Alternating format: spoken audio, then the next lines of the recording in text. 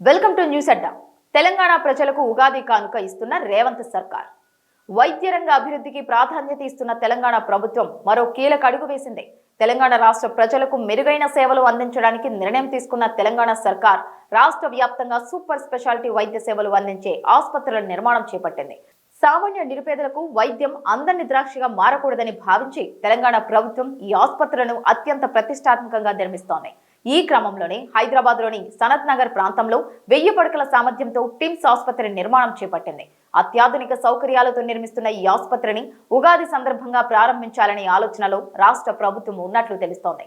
ఈ క్రమంలోనే ఇప్పటికే ఆసుపత్రి నిర్వహణకు అవసరమైన సూపర్ స్పెషాలిటీ డాక్టర్లను కేటాయిస్తూ ప్రభుత్వం ఉత్తర్వులు జారీ చేసింది. ప్రత్యేకంగా గుండె సంబంధిత ఆపరేషన్లు, అవయవ మార్పిడి వంటి అత్యవసర వైద్య సేవలను అందించేలా ఈ ఆసుపత్రిని అభివృద్ధి చేయాలని ప్రభుత్వం లక్ష్యంగా పెట్టుకుంది. అయితే గతంలో వైద్య ఆరోగ్య శాఖ మంత్రి దామోదర రాజనరసింహ ఈ ఆసుపత్రిని ఉగాదికి ప్రారంభిస్తామని ప్రకటించారు.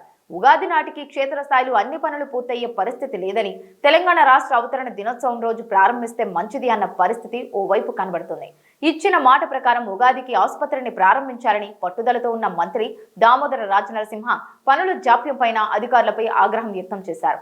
సనత్ నగర్ టిమ్స్ ను ఎట్టి పరిస్థితుల్లోనూ ఉగాదికి ప్రారంభించాలని, ఆ దిశగా పనులు పూర్తి చేయాలని ఆయన అధికారులను ఆదేశించినట్లు తెలుస్తోంది.